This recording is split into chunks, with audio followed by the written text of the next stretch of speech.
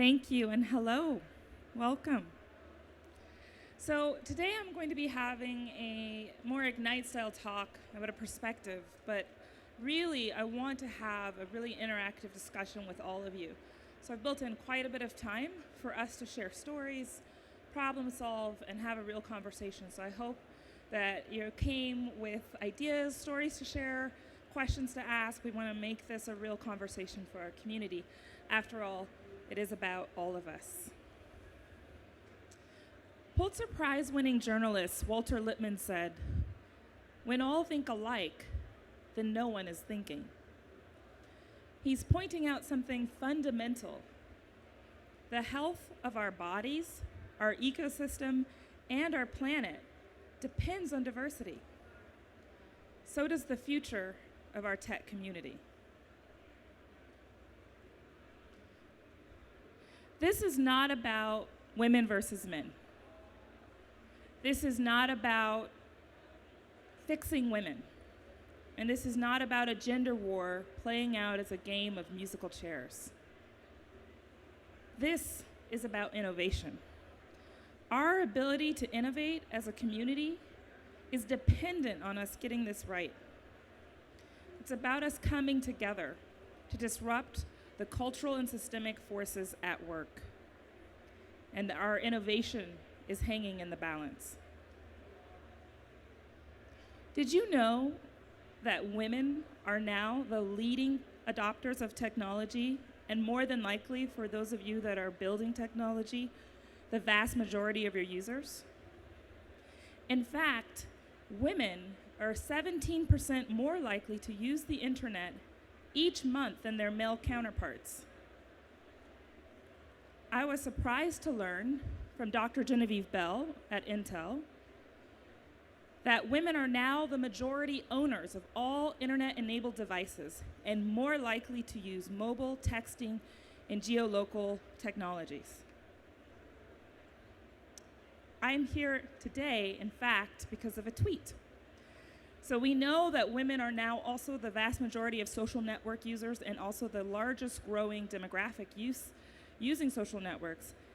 And I was living in Anchorage, Alaska, very geographically isolated in 2011. But it turns out the world was just a tweet away. I founded Tech Superwomen as a hashtag, and it's grown into a movement. And for me, the power of social technology and the ability for me to use it creatively is just something that many women do. We're using the technology, we're innovating, we're creating real value on it.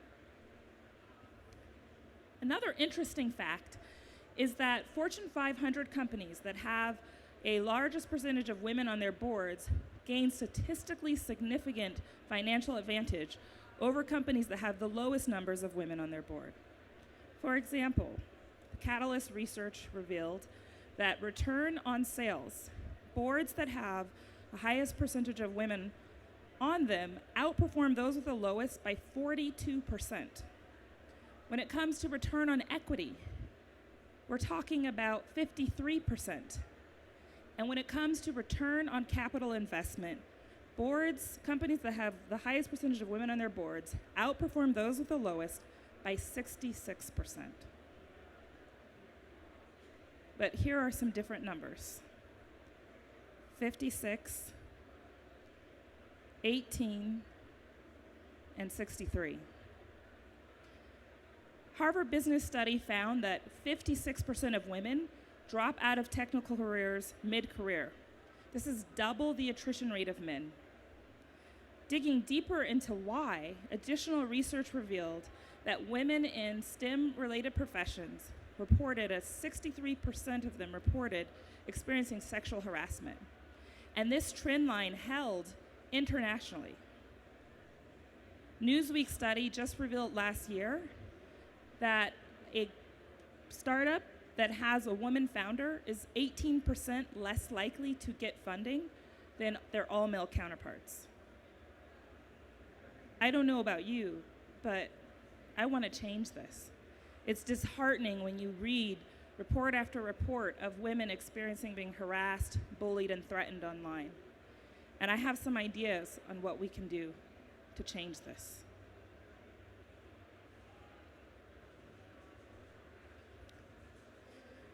We need to apply bold thinking to solve this problem. And there's a word that everybody in Silicon Valley loves, that the technology companies rally behind, and it is that exact approach that we need to apply to disrupt systemic and cultural bias, and that is disrupt. We are an industry that prides ourselves in being able to hack things to achieve the impossible, and this is not an impossible thing. In order to disrupt bias, we have to start by educating ourselves on what does it really mean. And Stanford has a great definition. Implicit bias is an attitude towards a person or a group that a person often holds at an unconscious level. Explicit bias is an attitude that you hold consciously. And research reveals these often diverge. Let's go back in time. The place is London. The year is 1842. You're a mathematical prodigy, the child of a famous poet. You grow up to keep company with Charles Dickens, Charles Darwin, and Michael Faraday. Your longtime collaborator finally wins a hard-fought grant to build an analytics engine, and you are asked to translate the notes. But instead of translating, you go further. You actually write the first computer program and accurately predict the future of computers. You feverishly document your process for a year, writing back and forth with your collaborator and documenting your findings, excited about the possibilities of your discovery.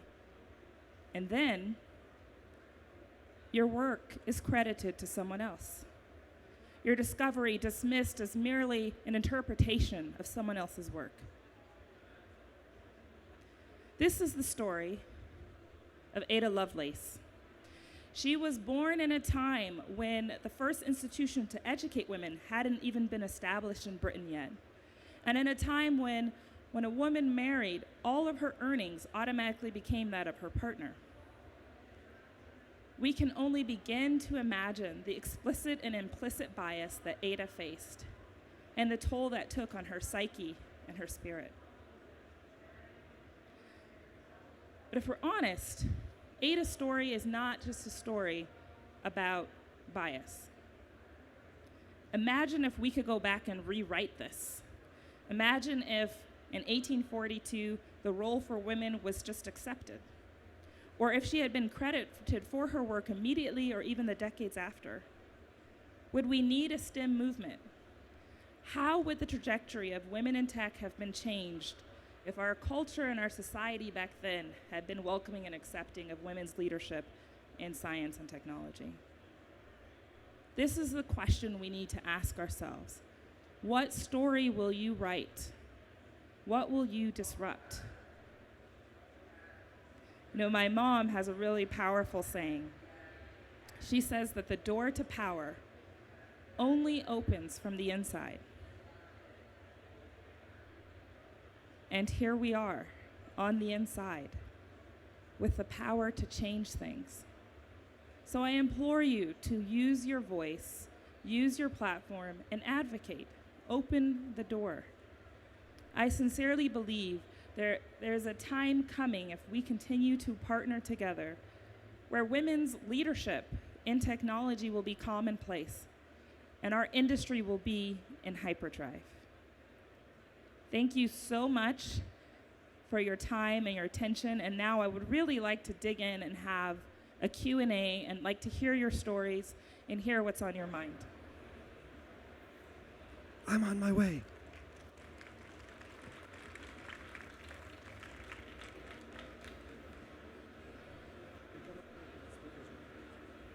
My name is Michelle Cadu, and I'd encourage you to support the womenwhotech.com contest that's being sponsored right now. Craig from Craigslist. They're supporting a bunch of women's startups, the Women's Startup Challenge, and it's on CrowdRise. My group is Alpha CubeSat. We're a communications satellite. Thank you. And another great group is Women 2.0. My other startups won that competition one year. So thanks. I have a question for you. What's your startup? I'm involved with a communication technology satellite, Alpha CubeSat. We're a 10 by 20 by 30 centimeter CubeSat that's for a NASA challenge. Oh, congratulations. It's great to see women founders. Hi, I'm Michelle. Hi, Michelle. Another Michelle. I'm wondering if you think that the women in tech problem is more a pipeline problem or more an existing culture problem? Because I know the stats of women leaving tech jobs are incredibly high even when women are getting the degrees. You're hitting on exactly, I think, what I see, which is that a lot of the conversation, and it's important conversation, is around, how do we get more women in the pipeline? How do we get girls, signing up for math and science? The danger with that is sometimes the narrative becomes women need to be fixed, right? So women just don't like math and science, and if we were to fix that, problem solved. The other way it goes is we just got to get more women in. But I think that research from Harvard Business Study was really striking because we know over half of women in technical careers are dropping out. That means the pipeline is leaking. And if you push more women in but you don't solve the leak, they're just going to drop out. Great question. Hi. My name. Sorry, what's your name? My name is Sarah. Sarah. Sarah. Thank you. Hi, Sarah. I'm hard of hearing, so I have a speech impediment. I volunteer with a group called Black Girls Code in New York City, and there's also a chapter in San Francisco. And I highly recommend everyone get involved in that group. My question to you is, this is kind of a flip side. Do you feel that in some ways women don't promote women and the environment? So great question. I'm just going to repeat it. I think, Sarah, first you talked about Black Girls Code, right? I love Kimberly. She actually spoke at my summit in January. She's a phenomenal founder doing important work, and I agree, great organization. And Sarah's question is, taking the flip side, do women not promote women, right? I think this is tough, and I'm informed by not only being a woman, but being African American. And in our community, there's an expression called crabs in the bucket. And it's this idea, right, that when you deal with oppression as a group, you become very acutely aware that there's tokenism that goes on, right, that people say, it's kind of like the Hunger Games, like there can be only one woman. And so what tends to happen is that people start to fight, and try to take each other out for that one opportunity. And it's a very powerful force that sometimes is at work, but I actually believe that the reason why feminism has been so successful is because women have been very intentional around trying to dismantle that approach and realizing that actually a win for one is a win for all. This is not about a limited or scarcity mentality. It's actually about creating more value, creating more opportunities, and expansion, right? And that's the real beauty of diversity and innovation. Great question, Sarah. Hi. Hi. My name's Beverly Moore. I'm from Canada. Hi. Hi, and welcome. it's my first time in Las Vegas, so it's pretty big. To be honest, I have grown a company. It's a digital agency, and we've been operating for about 14 years, and I service Bank of Montreal, Air Canada, Shoppers Drug Mart. These are our brands in Canada. It's digital agency marketing, and my challenges I do with my husband. He's mainly the graphic designer type, and I get stuck with the role of doing all the money. Of doing what? All the money. Oh, wow, yeah. Right, so I'm not a programmer per se, but I have written my own program, which is what I'm here for. It's called Merch App. And what I'm finding the challenge is for me is I look quite young, but I'm not. Yeah. Being brown, I guess that's one of my, it's a blessing, but a curse. Sure. And a lot of people don't take me seriously. Like, Yeah. they look up the credentials of my husband before they do me. They have been reaching out on LinkedIn to him. Yep. Even though I'm the one that's pushing the product. So Yep. it's quite interesting for me to transition from the role that I've always had, which is CFO. Now I'm CEO. Yeah, you're a founder. I'm a founder. In fintech, which is an exciting space. Yes. Congratulations, first of all. Thank you. I think you raised something that, so I gave a talk at the Web Summit in Dublin in November. I saw you there. Yeah, and the conversation was really interesting because there were a number of women who told that story, and I think it's a common story of people underestimating you or not taking you seriously. There was a woman who talked about, being at a pitch forum and everyone coming up to them saying, well, when does your founder show up? Instead of, addressing them as the founders of their company. And I think it's actually people having bravery to share these stories to help educate people, right? It's not about shaming anyone, but it's about helping people understand the implicit bias that can be at work. And what's interesting about implicit bias is that, we're talking about structures, right, that have been reinforced. That means that women often are carrying the implicit bias as well. So that research around 18% less likely to get funding if you have a woman as a founder, women VCs and men VCs were discounting women if they were part of the founding team. So we're talking about something that all of us have to really start educating ourselves on and making sure we're checking ourselves when we're discounting someone because of their gender or making an assumption about what's possible. I don't think people are intentionally doing it. I don't think they even know they're doing it. Exactly. But how do we, it's like, okay, we can acknowledge that, and so it's not about like a bad actor, but what's that next step, right? So I have a quick question I just want to do a quick poll. I love the questions. Please keep asking. How many engineers and technical people do we have in the audience?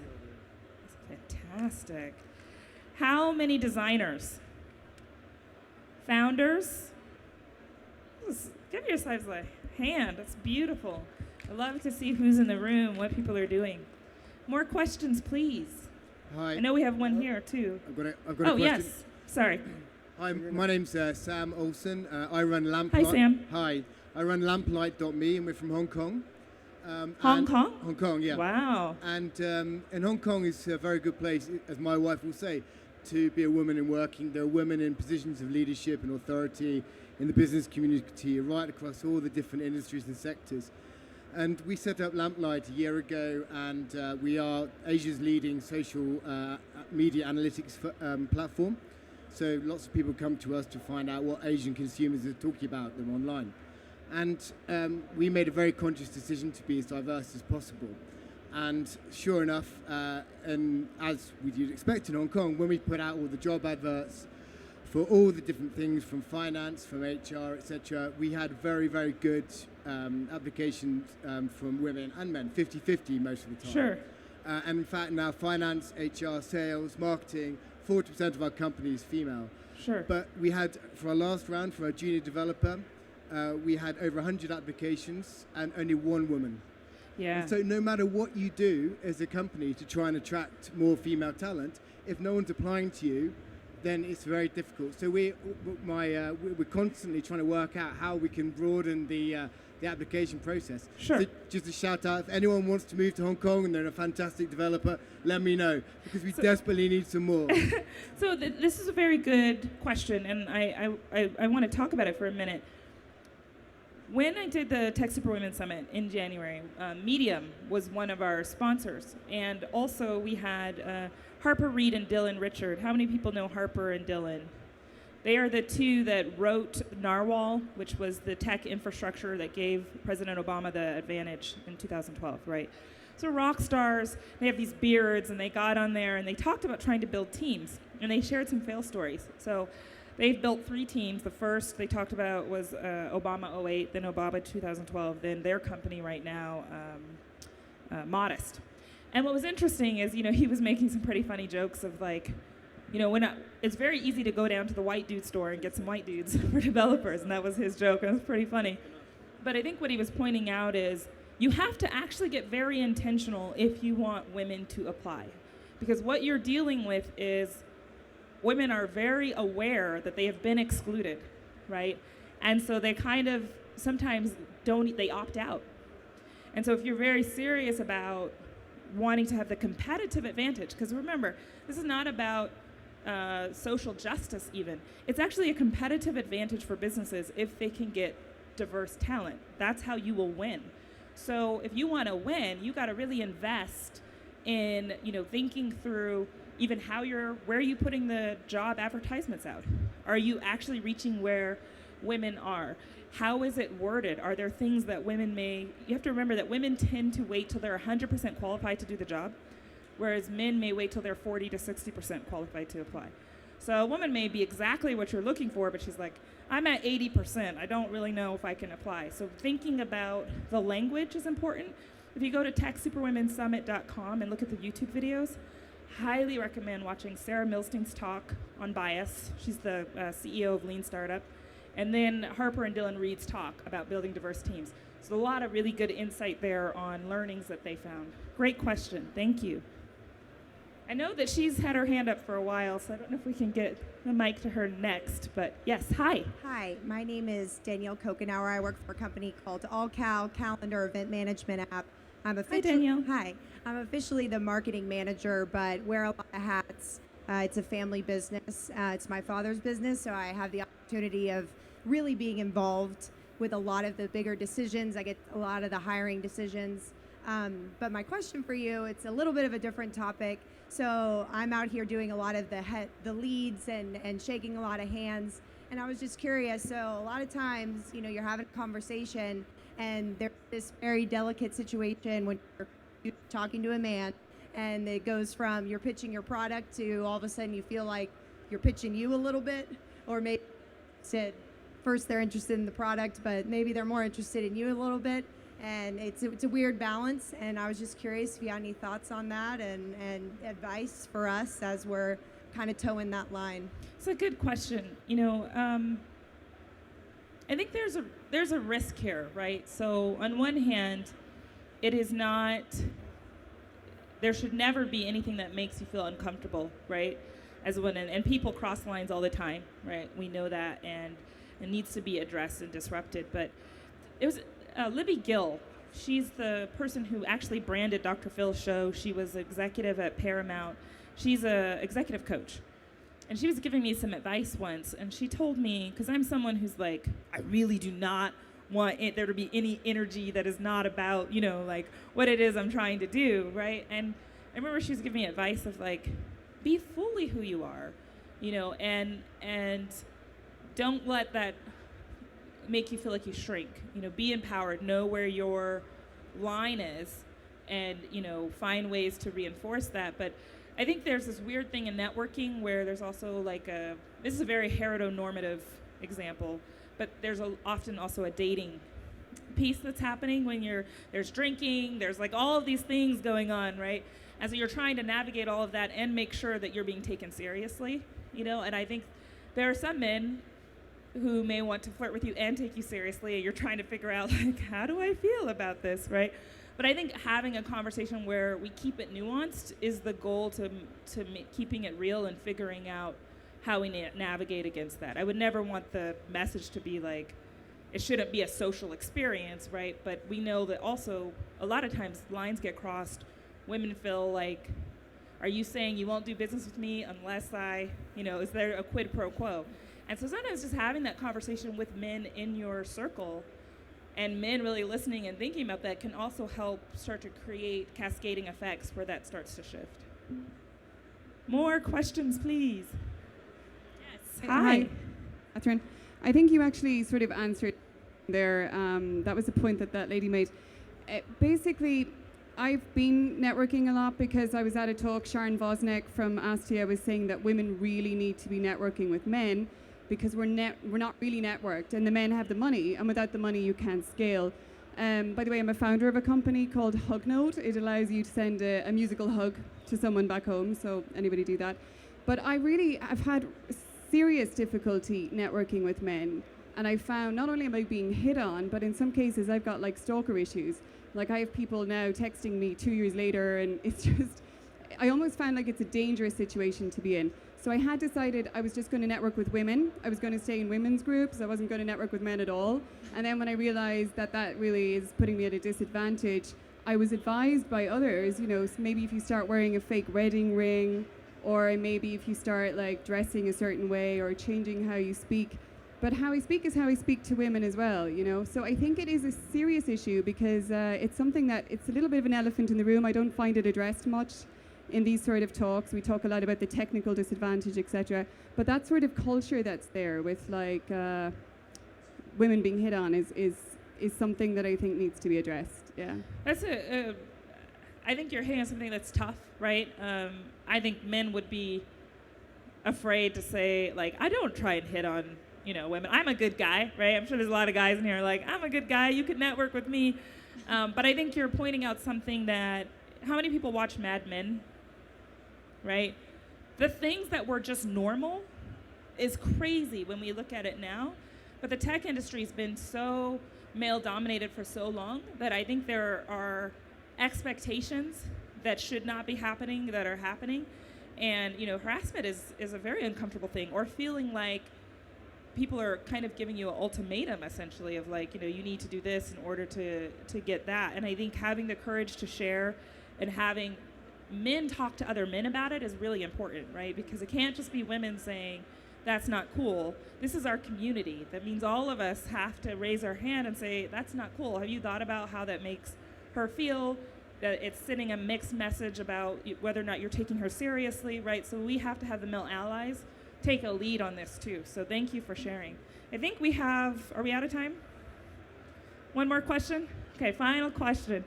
Okay. Yes, hi. Hi, I'm Natalie. Hi, Natalie. The CEO and founder of Doxa, which actually addresses which addresses the problem you were talking about earlier, the funnel leaking. So we use data science and psychometrics to match women to tech companies. That's fantastic. Say your company's name one more time. Doxa. Doxa. We're not in Hong Kong yet, but maybe we'll be there soon. So my question is, as a founder in San Francisco, I've been told multiple times by women who have been in the scene that in order to make it, I have to act like a man.